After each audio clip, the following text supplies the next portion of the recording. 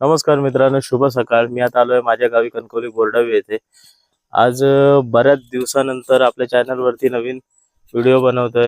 तर मी आज चाललोय कोकणातील एक नवीन ठिकाण एक्सप्लोअर करण्यासाठी. गाडी तर रेडी झाली आहे, पण आता कुठे जायचं आहे, कसं जायचं आहे, काही रूट ठरलेला नाही. बघा, रेल्वेचा आवाज आहे का? तिथून माझ्या घराच्या पाठीमागे आहे ना, कोकण रेल्वेचा ट्रॅक आहे. गाडीचा आवाज आहे का?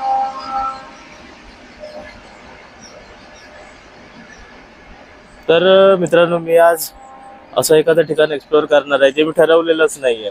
तसं आता वाजले सकाळचे 7 आणि मी निघालोय जाण्यासाठी. तर आता ज्यावेळी हायवेला जाईन त्यावेळी ठरवेन की आपल्याला कुठे जायचंय. तर जास्त वेळ न घालवता आपण आता आपल्या व्हिडिओला सुरुवात करूया. सकाळी उठून पहिली गाडी रेडी केली, मस्तपैकी आपला नवीन हेल्मेट, आणि आता ही गाडी घेऊन मी निघणार आहे माझ्या पुढच्या प्रवासाला. तर सो मित्रांनो, आज तुम्हाला काहीतरी एखादं नवीन चांगलं ठिकाण दाखवण्याचा मी प्रयत्न नक्कीच करणार आहे. रेल्वे रेल्वेचा आवाज तर तुम्ही ऐकलात. आता लो चाललोच आहे त्या बाजूने. तर तुम्हाला एकदा ती जागा दाखवतो. थोडस चढून यावं लागतं, त्याच्यामुळे दम लागतो, पण ठीक आहे. मी आता चढून आलो नाही बघा. आता त्यांनी इथे एक कडी टाकून ठेवली. आता ही कधी टाकली आहे काय माहिती नाही, पण त्याच्यामध्ये थोडं चालायला भेटतंय. काय आपला कोकण रेल्वेचा ट्रॅक. घरापासून साधारण 10 मीटर वरती कोकण रेल्वेची लाईन आहे. हा रस्ता सरळ मुंबईला आणि हा आपल्या गोव्याच्या दिशेने. आणि इथे त्यांनी हा स्टोन लावलेला आहे, त्याच्यावर तुम्ही बघा 322 किलोमीटर. पूर्वी अशी जागा नव्हती. इथे आमची सर्व शेती होती आणि काजूची झाडं वगैरे होती. पण ज्यावेळी रेल्वेचं हे पुढे जो टनल आहे, तो जो आहे खणून त्याची जी दरड काढण्यात आली, तर त्यावेळी जी माती वगैरे आली ना, ती माती टाकून त्या लोकांनी हे असं हे पूर्ण हा डोंगर तयार केलाय. सो फायनली मित्रांनो, माझ्या प्रवासाला सुरुवात झाली आणि मी आता आलोय उसरगाव हायवेच्या इथे. आणि इथे आमच्या बोर्डे गावची जी हद्द आहे ती इथे हद्द संपते. इथे लेफ्ट साईडला एक लोणचे कंपनी आहे आणि मी आता कणकवलीच्या दिशेने चाललोय. इथे लेफ्ट साईडला जो शेड दिसत आहे तर ते आहे ओसरगावचा एसटीचा स्टॉप, आणि समोर आहे मालवणी धाबा. ज्या आपल्या मुंबईला लक्झरी जातात त्या सगळ्या इथे थांबतात. गोपुरीमधून आतमध्ये आल्याच्या नंतर आता हा आपला एक छोटासा ब्रिज लागतो, पण ब्रिजचा जो उपयोग आहे ना तो खूप मोठा आहे. कारण हायवेचा 2-1 किलोमीटरचा जो पॅच आहे ना, तो आपल्याला इथे आहे ना त्या ब्रिजमुळे सुटतो. समोर इंडियन ऑइलचं, इंडियन गॅसचं सेंटर आहे आणि इथूनच पुऱ्या तालुक्यात गॅस सप्लाय होतो. छत्रपती शिवाजी महाराज चौक, या चौकाबद्दल तुम्हाला काय सांगू, इथे ना खरंच खूप जल्लोष असतो. आता काही दिवसापूर्वी एक आपला जो इंडिया आणि न्यूझीलंडचा वर्ल्ड कप झाला त्यावेळी इथे मोठा डीजेचा सेटअप लावलेला होता. एलईडीच्या स्क्रीन लावलेल्या होत्या. आणि ज्यावेळी इंडिया मॅच जिंकली ना, तर पूर्ण बाजारपेठेमध्ये बाईक रॅली काढण्यात आली होती. आणि त्यावेळी जो जल्लोष जो काय करण्यात आला ना, तो मी शब्दात नाही सांगू शकत. आणि मित्रांनो, फायनली मी आता आलो आहे कणकवलीच्या मेन स्टॉपला, म्हणजे जिथे छाया ट्रॅव्हल्स, गणेश प्रसाद ट्रॅव्हल्स आणि यांचे जे ऑफिसेस आहेत. आणि इथे आपल्याला जे का मालवणी काही काजू म्हणा, खाजा म्हणा, या सगळ्या गोष्टी इथे मिळतात. आणि इथून आपल्याला रात्री 1 वाजेपर्यंत तरी लक्झरी मिळतात, जे मुंबई आणि पुण्या साईडला जातात. समोर हा लेफ्ट साईडला जो आहे तो आपला कणकवलीचा एसटी डेपो. आणि इथून आपल्या बाजाराला सुरुवात झाली. भारत पेट्रोलियमचा हा पंप आहे. आणि इथूनच आपल्याला प्रत्येक गावामध्ये जे जाणाऱ्या ज्या रिक्षा वगैरे आहेत, म्हणजे 6 सीटर वगैरे, त्या ह्या ब्रिज खाली आहेत ना, त्यांचे स्टॉप आहेत. सो माझं आता ठरलंय देवगडच्या साईडला जायचं. आणि हा जो राईट आहे ना, त्या राईटने आपण कणकवलीची मुख्य बाजारपेठ, म्हणजे जिथे मंगळवारचा बाजार भरतो, तर त्या बाजारपेठेमध्ये हा जाणारा रस्ता आहे. आणि इथून लेफ्ट मारून आता मी आचरा रोडला लागलोय. आणि ह्याच रोडने आता कणकवली, श्रावण, रामवाडी, बेळणे, त्याच्यानंतर बांदिवडे आणि आचरा, हे असे जे गाव आहेत, तर हे गाव आता हे आपल्या रोडला लागणार. आणि हे गावातून आपण आता जाणार आहोत आपल्या देवगडच्या दिशेने. आणि मित्रांनो, तुम्हाला माहिती आहे ह्या रोडवरती आपल्याला कणकवलीतलं जे एकमेव थिएटर आहे तर ते लागतं. थिएटर कडून थोडंसं वरती चढून आल्याच्या नंतर हा रस्ता लागला, जिथे रस्त्याचं काम चालू होतं. आणि दोन्ही बाजूला माती आणि सगळं कॉन्क्रीटचं वगैरे सगळे ढीग मारून ठेवलेले होते. आणि रस्त्याचे जे रुंदीकरण आहे ते चालू होतं. आणि हा जो संपूर्ण पॅच आहे ना, हा साधारण मला जवळजवळ 8-1 किलोमीटरचा लागला. आणि तो जसा पॅच संपला तशी ही घाटी लागली. आणि ह्या घाटीचं वैशिष्ट्य असं आहे की तीव्र वळण आहेत आणि तेवढे जागेच्या जागेवरती चढाव आहे. आणि इथे जर तुमचा मोसम जर तुटला गाडीचा, तर गाडी बंद पडणार, पण त्या स्पीडने परत पाठी येणार. त्याच्यामुळे इथे गाडी चालवताय ना, काही गोष्टी लक्षात ठेवायच्या की बाबा आपली गाडी ज्या स्पीडला घाट चढेल त्या स्पीडला ती कंटिन्यू ठेव. हा घाट चढून गेल्याच्या नंतर आपल्याला रामगड हा गाव लागतो आणि याच गावामध्ये एक रामगडचा असा जुना ऐतिहासिक किल्ला आहे आणि त्या किल्ल्यावरती मी एक व्हिडिओ बनवलेला आहे. तर तुम्ही व्हिडिओ आपल्या चॅनलवरती जाऊन बघू शकता. आणि फायनली मित्रांनो, आपण आता रामगड या गावामध्ये एंट्री केलेली आहे. आणि हा जो समोर इथे लेफ्ट केला आहे ना, जो रिक्षा उभ्या होत्या, तर त्याच लेफ्ट मारून आपण रामगडच्या किल्ल्यावरती जाऊ शकतो. हे आहे गावातलं मंदिर. आणि इथून पुढे गेल्याच्या नंतर तो थोडासा आपल्याला नाही घाट सेक्शन लागतो. पण मित्रांनो, इथे ना हे जे असे डंपर दिसत आहेत ना, त्या डंपर पासून मात्र सावध राहायचं, कारण इकडे बऱ्याचशा आहेत ना चिऱ्याच्या खाणी आहेत. आणि हे जे डंपर आहेत ना, ते चिऱ्याचं कामासाठी वापरले जातात. आणि आपण आता आलोय बेळणेच्या चेकपोस्ट वरती. आणि इथून एक लेफ्ट जातो, हा जो समोर बघताय तुम्ही तो आंगणेवाडी साईडला जातो. तर हे जे डंपर असतात ना, त्या डंपर पासून सावध राहायचं, कारण हे फुल लोडेड असतात. आणि दुसरी गोष्ट म्हणजे अशी की चला फायनली ह्याला ओव्हरटेक केलाच.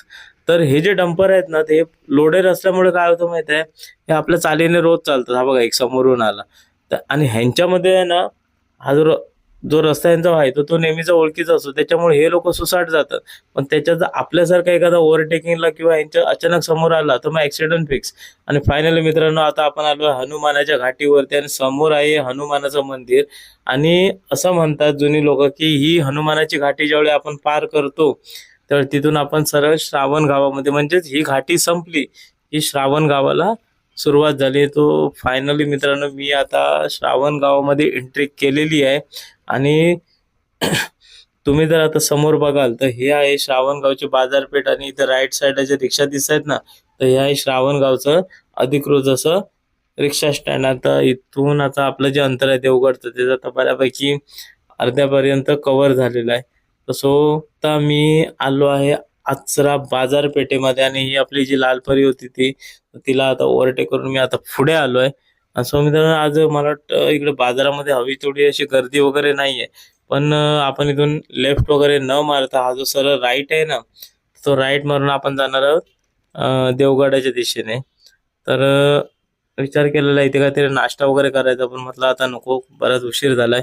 आणि सकाळी नाश्ता करून घरून निघालो, त्याच्यामुळे म्हटलं आता चला सरळ आपण आपलं जे ठिकाण आहे देवगड, तर ते आपण गाठूया. कारण काय आहे, मी तुम्हाला सुरुवातीला बोललो तसं की कुठे जायचं हे माझं ठरलेलं नव्हतं, त्याच्यामुळे मी अचानक प्लॅन केला आणि मी निघालो. तर मित्रांनो, आता पोचलो आहे मी पुढ्या गावाचं मला नाव माहिती नाही, पण इथे जो हा ब्रिज आहे ना, हा ब्रिज तुम्ही ना आपल्या टीव्ही सिरियलला बघितलं असेल ना, काय देखावा आहे बघा.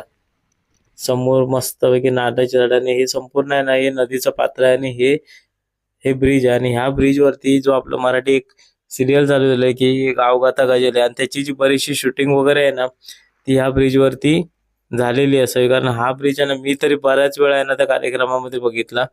आणि इथून आता पुढे गेल्याच्या नंतर एक छोटासा घाट सेक्शन लागतो. गाडी चालवताना इथे खूप मजा आली. कारण काय होतं माहितीये, या घाटामध्ये जी वळण आहेत ना, ती जागेवर आहेत आणि कम्प्लीट चढ आहे. आणि घाट संपला की कम्प्लीट असं घाट असं म्हणता येणार नाही, आणि आजूबाजूला छोटे मोठे गाव वगैरे आहेत, कलमाची झाडं वगैरे आहेत. पण इथे जी रस्त्याची परिस्थिती आहे ना, ते डेंजर. हा बघा, हा पूर्ण चढ आहे आणि तेवढाच तीव्र असं वळण आहे. आणि ह्या वळणावर जर चुकलात तर गाडी सरळ बाहेर जाणार. आणि मित्रांनो, इथे आहे ना आपल्या ड्रायव्हिंगची आणि आपल्या गाडीची खरी परीक्षा असते. कारण आपली गाडी आपल्याला किती कंट्रोल होते, कोणत्या गिअरला गाडी घाट चढेल, कोणत्या गिअरला गाडी आपल्याला वर मिळेल, आपल्या गाडीची ताकद, आपल्या गाडीचे आणि आपलं जे काही कनेक्शन आहे, तर ते अशा रस्त्यांवरती आहे ना खूप असं स्ट्रॉंग होतं. आणि बघा कसले वळण आहेत, आणि जेवढी वळण आहेत ना तेवढे चढ आहेत. आणि हे सगळं सांभाळून गाडी चालवताना जी काय मजा येते ना, ते आपलं. आणि मित्रांनो, ह्या एरियातून जाते वेळी आहे ना, मला दोन्ही बाजूला एक कलमाची जी झाडं आहेत आंब्याच्या, तर ती दोन्ही साईडला दिसतात. आणि झाडांवरती प्रचंड असा मोड आला. नाही बघा, हा समोर एक हा दुसरा ब्रिज आता लागलाय. तर हा ब्रिज क्रॉस केल्याच्या नंतर आता आपण आपलं जे ठिकाण आहे, तर त्या ठिकाणापासून थोडंसं लांब आहे. आता आपलं जे ठिकाण आहे ते आता येऊन जाईल. फायनली मित्रांनो, आता मी पोचलो आहे मिठगावच्या बाजारपेठेमध्ये. घरून मी निघालो तेव्हा साधारण 7 वाजलेले होते आणि आता इथे पोहोचेपर्यंत मला 9 वाजलेत. आणि आता जी बाजारपेठेतली जी दुकानं आहेत तर ते आता उघडायला सुरुवात झालेली आहे. लोकांची गर्दी देखील वाढायला लागलेली आहे. ते मी एक छोटासा हॉल घेतलेला आणि त्यावेळी मला असं कळलं की आता ज्या रस्त्याने आपण चाललो त्या रस्त्याच्या दोन्ही बाजूला असलेली जमिनी प्लॉटिंग करून विकण्याचे प्रकार चालू आहेत. म्हणजे 4 गुंठ्यामध्ये बंगलो प्लॉट असं ते अशी सुविधा आहे तशी सुविधा आहे अशी आकर्षणं दाखवून ह्या जमिनी विकण्याचे प्रकार चालू झालेले आहेत. तर माझं तुम्हाला एक कळकळीची विनंती आहे की आपल्या जमिनी विकू नका, नाहीतर आपल्याच गावात आपल्या तालुक्यात आपल्या जिल्ह्यात आपण पाहुणे म्हणून राहू आणि इथल्या स्थानिक या जमिनी विकत घेणार नाही. घेणार ते परप्रांतीय आणि ते उद्या येऊन आपल्या उरावर बसले की आपण काहीही करू शकत नाही. त्याच्यामुळे माझी तुम्हाला विनंती आहे की जमिनी राखा, त्या विकू नका. आता मी पोचलो आहे कुणकेश्वर मंदिराच्या प्रवेशद्वाराजवळ आणि जी दुकानं वगैरे आहेत तर त्या ठिकाणी आपल्याला पूजेचं साहित्य, खाण्याचे प्रकार वगैरे जे काय असतील म्हणजे भजी वडापाव तर या सगळ्या गोष्टींचे स्टॉल्स इथे अवेलेबल आहेत. पण मी आता मंदिराच्या बॅक साईडला आहे, पण आता मी मंदिरामध्ये जाऊन कुणकेश्वराचं दर्शन घेणार नाही आहे. तर ते परतीच्या प्रवासाला मी या मंदिरामध्ये येऊन दर्शन घेणार आहे. तर आता इथून मी जाणार आहे मिठमुंबरीला, कारण तिकडचा तो समुद्र किनारा आहे तर तो तुम्हाला मला दाखवायचा आहे. आता मंदिराच्या बॅक साईडने चाललं, हे ज्या पायऱ्या वगैरे दिसत या मंदिरापर्यंत जातात. तर इथून जो आता जो चढ लागतो ना तो चढ एकदम भारी आहे, कारण अक्षरशः गाडीची ओढाताण होते, कारण जागच्या जागी टर्न आहे पण भारी वाटतं. आणि हे जे समोर तुम्ही बघताय ना हे कुणकेश्वर देवस्थानाचं मंदिर आहे आणि हा जी छोटी मोठी मंदिरं आहेत तर त्यांचा हा परिसर आहे. आणि आत्ता आपण फायनली मित्रांनो पोचतो आहे मिठमुंबरीच्या बीचच्या दिशेने. आणि समोर ज्या पवनचक्क्या दिसत आहेत ना तर त्या आहेत देवगडच्या आणि हा संपूर्ण समुद्र किनारा आहे तो आहे मिठमुंबरीचा. आणि एवढं भारी वातावरण आहे ना शब्दात नाही सांगू शकत. आता पावसाळ्याचे पण दिवस जवळ यायला सुरुवात झालेली आहे, त्याच्यामुळे काही ठिकाणी ढगाळलेलं वातावरण वगैरे आणि रात्रीच्या टायमाला थोडा थोडा पाऊस वगैरे हा गावच्या ठिकाणी आता पडायला सुरुवात झालेली आहे. त्याच्यामुळे हे जे वातावरण आहे ना ते एकदम भारी वाटतं आहे. आणि बघा कसलं परत बाईक रायडिंग करण्यासाठी यापेक्षा अजून चांगली जागा नाही. आणि कोकणाला स्वर्ग म्हणतात ते उगाच नाही, कारण बघा फेसाळणारा समुद्र, स्वच्छ समुद्र किनारे, जे स्वर्ग आपण म्हणतो ना तो स्वर्ग यापेक्षा वेगळं काही असेल असं मला वाटत नाही. जसं जसं मी आता किनारपट्टीच्या एकदम जवळ चाललो आहे तसं वाऱ्याचा जो वेग आहे तो आता वाढायला सुरुवात झालेली आहे आणि वातावरण हे काही अंशी ढगाळलेलं आहे. त्याच्यामुळे कदाचित पाऊस वगैरे जरी आला तरी त्यात काय असं वेगळं नाही, कारण इथलं जे वातावरण आहे ना ते मी शब्दात नाही तुम्हाला सांगू शकत. आणि हा समोर एक छोटासा ब्रिज आहे आणि तो ब्रिज क्रॉस करून आपण आता पुढे जाणार आहे. या गोष्टी तुम्हाला मी दाखवण्याचा प्रयत्न करतोय, पण तुम्ही या गोष्टी इथे या मिठमुंबरीला भेट द्या आणि नक्की या गोष्टी एन्जॉय करा. ते जेव्हा आलो ना त्यावेळी मला आहे ना अशा बोटी दिसल्या. ज्यावेळी या बोटींचा वापर नसतो त्यावेळी अशा बोटी इथे आणून ठेवल्या जातात. तिथून पुढे समोर एक खाडी आहे आणि खाडीमध्ये सुद्धा काही बोटी ज्या आहेत त्या नांगर टाकून उभ्या करून ठेवलेल्या आहेत. त्या लोकांनी व्यवस्थित धक्का केलेला आहे, म्हणजे इथे ज्या बोटी वगैरे येणार किंवा पर्यटक असतील किंवा खाडीमध्ये पकडलेले मासे वगैरे असतील तर त्यांच्यासाठी ही जागा त्यांनी केलेली असणार.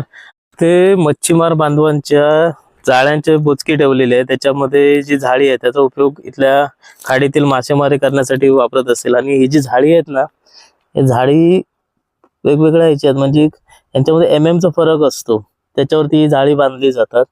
तर ह्याच्यामध्ये वेगवेगळ्या प्रकारची जाळी आहेत, काही मोठी आहेत तर काही एकदम लहान आहेत. इथे समोर 2 बोटी आहेत, ही निर्मला एक समोर बोट आहे, त्याच्यानंतर तिकडे 2 बोटी आहेत. आणि सगळ्यात सांगायची गोष्ट चांगली म्हणजे मित्रांनो समुद्राचं पाणी बघा किती क्लिअर आहे.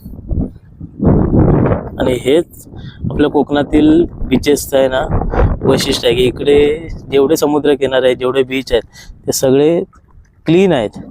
इतर ठिकाणांसारखी इथे जी घाण वगैरे आहे तर ती आपल्याला सहसा आढळून येत नाही. आणि समोर जर तुम्ही आता बघत असाल MTDCचं रिसॉर्ट आहे आणि समोर तुम्ही बघत असाल माझ्या बोटाच्या समोर, तर ते आहे कोकणातील काशी म्हणून ओळखलं जाणारं श्री कुणकेश्वर मंदिर.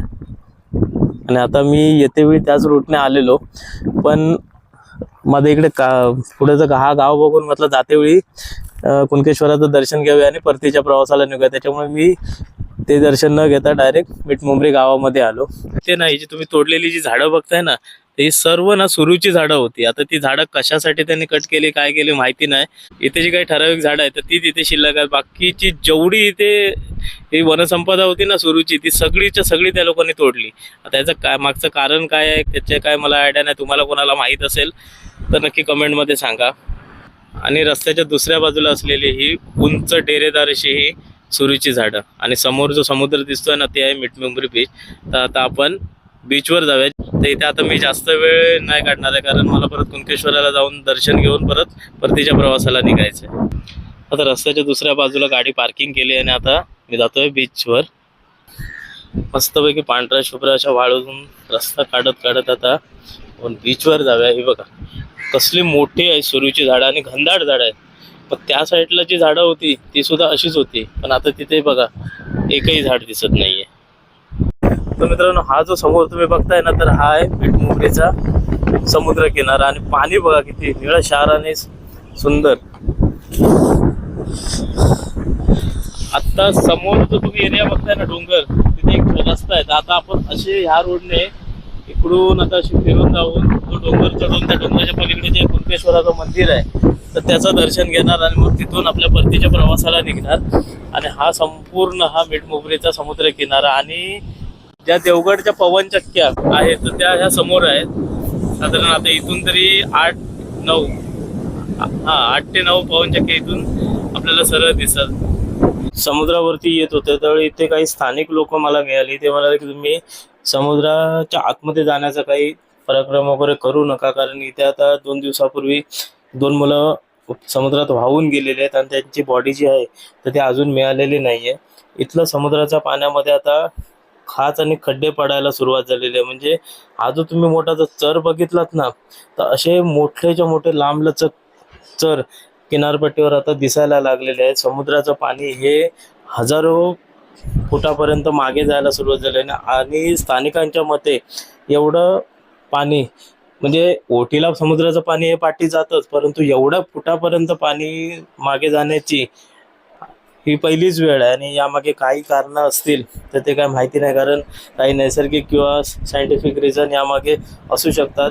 पण इथे आल्याच्या नंतर समुद्र एन्जॉय करणं, पण ते पण लांबून, पण समुद्राच्या आतमध्ये जाऊन कोणतीही दंगामस्ती करणं वगैरे, तर हे जे प्रकार आहेत ना ते टाळले पाहिजे. कारण इथलं जे आता ही जी तुम्ही किनारपट्टी बघितली तर हे जे खाच खळगे आहेत ना, हे जे म्हणजे जे चर आता पडायला लागले आहेत ना, हे कुठेतरी रिस्की आहे. आणि स्थानिकांच्या मते आतापर्यंत असा कोणताही प्रकार त्यांनी त्यांच्या कारकिर्दीमध्ये, त्यांच्या हयातीमध्ये त्यांनी कधीही पाहिलेला नव्हता. पण ज्या गोष्टी आता इथे घडायला लागल्या आहेत तर ह्या त्यांच्यासाठी देखील या गोष्टी नव्या आहेत. त्याच्यामुळे ते इथे येणाऱ्या प्रत्येक पर्यटकाला सावध करण्याचा नक्की प्रयत्न करतात. तुम्ही बघा, हे पाण्याची जी पातळी आहे ना ती अतिशय पाठी जायला लागली. आणि इथून म्हणजे जसे आपल्या स्टेअरकेसच्या स्टेप्स असतात ना, त्याप्रमाणे आता समुद्रामध्ये आहेत ना स्टेप्स पडायला सुरुवात झालेली आहे.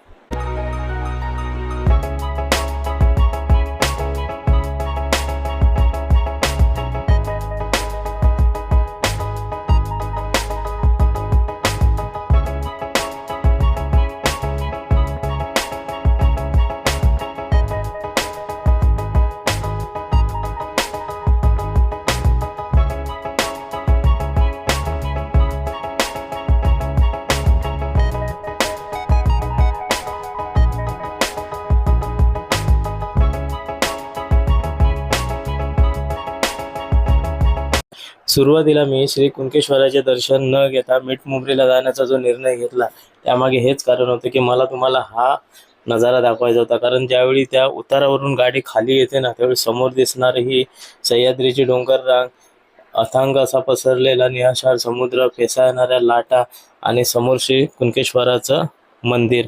मित्रांनो, ह्या उतारावरून उतरल्याच्या नंतर आपल्याला वेगळंच एका दृश्य आपल्या नजरेस पडतं. आणि इथून काही अंतरावरती आता हे आहे श्री कुणकेश्वराचं मंदिर. आणि ह्या मंदिराच्या परिसरामध्ये आहेत ना, ही अशी लहान मोठी अशी अनेक मंदिर आहेत. आणि ते आहे मुख्य मंदिर. त्या ठिकाणी श्री कुणकेश्वराची पिंडी आहे. तर फायनली मित्रांनो, मी आता कुणकेश्वर मंदिरामध्ये प्रवेश केला आहे. आणि याच्या समोर तुम्ही बघताय तर ते आहे श्री जोगेश्वरी मातेचं मंदिर. या ठिकाणी मंदिराचा जो काही इतिहास आहे तो संपूर्ण याच्यामध्ये मांडून ठेवलेला आहे, तो तुम्ही वाचू शकता. हे समोर जे आहे तर ते आहे भैरव मंदिर. आणि मंदिर बघा त्यांनी कसं बांधलं एकदम पुरातन पद्धतीने. आणि या मंदिराचे जे काय ते खांब वगैरे आहेत, छपराचं काम आहे, तर ते पूर्णपणे सागामध्ये घडवलेलं आहे. त्याची फिनिशिंग बघा आणि कामाची पद्धत बघा.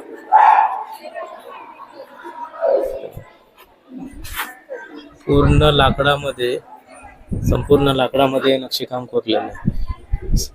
आणि संपूर्ण या नक्षीकामासाठी जे लाकूड वापरलं ते सागवानी. खांबांची रचना वगैरे बघा अशी एकदम वेगळ्या पद्धतीने करण्यात आलेली आहे. हा कुणकेश्वर मंदिराचा मेन मुख्य प्रवेशद्वार आहे. आणि जेव्हा जत्रा वगैरे असते त्यावेळी इथूनच एंट्री दिली जाते. पण आम्ही येते वेळी मागच्या साईडने आलो, त्याच्यामुळे हा गेट सुरुवातीला तुम्हाला दाखवता आला नाही. श्री क्षेत्र कुणकेश्वर आणि त्याचं हे प्रवेशद्वार, ते लाल दगडामध्ये याचं बांधकाम करण्यात आलेलं आहे. मगाशी तुम्हाला जे मी भैरव मंदिर साईडने दाखवलं त्याचा हा एंट्री गेट आहे. नाही बघा, मंदिर समोर आपल्याला असं काही दिसतं.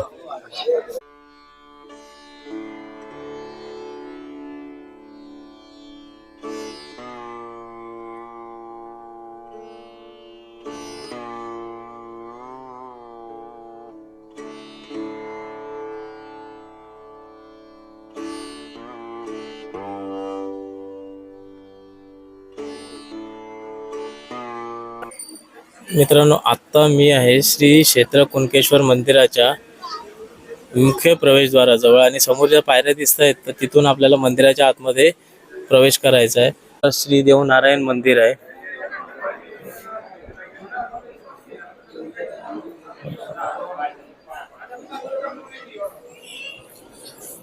त्याच्या बाजूला इथे एक दुसरा अजून एक मंदिर आहे आपल्या गणपती बाप्पाचं. ते तुम्हाला एकदा मी बाहेरून दाखवतो.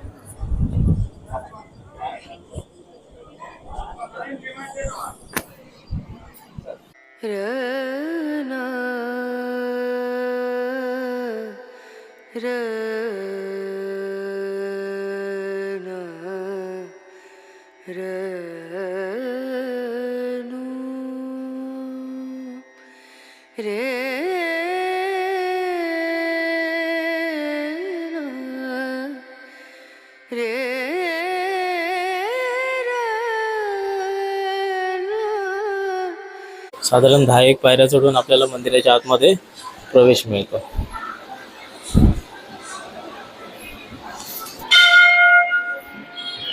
आणि हा आहे मंदिराचा मुख्य गाभारा. मित्र, मंदिराच्या आतमध्ये फोटोग्राफी आणि व्हिडिओ करण्यास सक्त मनाई आहे. त्याच्यामुळे आपण काही तो नियम मोडलेला नाही आहे.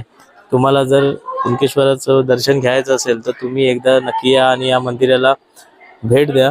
तर आजूबाजूला जी काही मंदिर आहेत तर ती आपण बऱ्यापैकी कव्हर केलेली आहेत. आणि इथे आता ना एक ब्रिजचं काम चालू आहे. म्हणजे मिठमुंबरीपासून कुणकेश्वर असं एक कोस्टल ब्रिज बनवत आहेत ते लोक.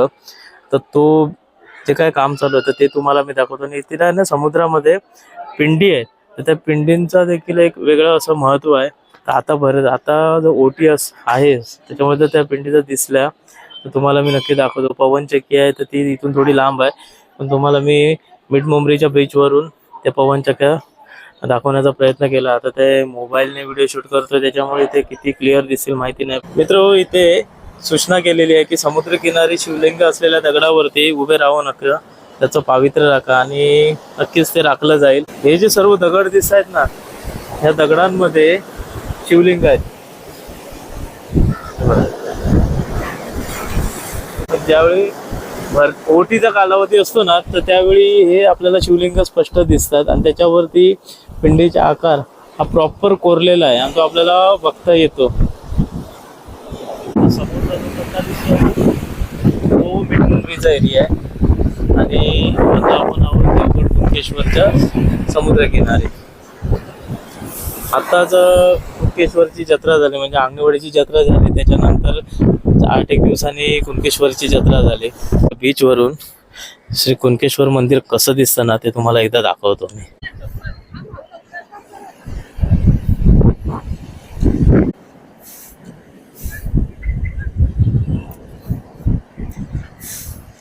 मंदिराची जी डिझाईन आहे ना, म्हणजे जे बांधकाम आहे ते अतिशय आकर्षक असं आहे.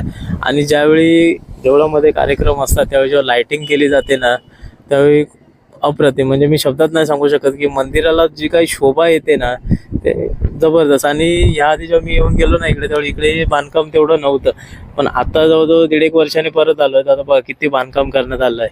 कठड्यांची कामं झाली, रेलिंगची कामं झाली, वरती मंडप टाकलाय, मंदिरांना कलर दिलाय, बरेचसे नवीन मंदिरांचे जीर्णोद्धार करण्यात आला आहे. त्याच्यामुळे मंदिरचं जे सुशोभीकरण आहे ते खूप चांगल्या पद्धतीने होत आहे. आणि ही जी मशीन तुम्हाला सांगतोय ना ती, ते आतमध्ये फाउंडेशनचं काम चालू आहे त्यांचं. आणि मग हा जो ब्रिज आहे तर तो ब्रिज जाऊन तिकडे मिठमुंबरीच्या समुद्र किनाऱ्याला लागून त्या गावाशी जोडला जाणार. तर मित्रांनो, आता जवळपास दुपारचा 1 वाजून गेला आहे आणि आता कुणकेश्वराचं दर्शन घेऊन मी आता आपला जो प्रवास आहे आजचा तो इथे थांबवतो, कारण आता इथून मी सरळ घरी जाणार आहे. तर आता आपला व्हिडिओ मी आता इथेच संपवतो. भेटू पुन्हा असेच काही माहितीपूर्ण प्रवासाचे व्हिडिओ वगैरे घेऊन. तर व्हिडिओ नक्की संपूर्ण बघा. जर व्हिडिओ तुम्हाला आवडला असेल तर कमेंटमध्ये सांगा की तुम्हाला व्हिडिओ कसा वाटला ते. तर भेटू पुन्हा एका नवीन प्रवासात.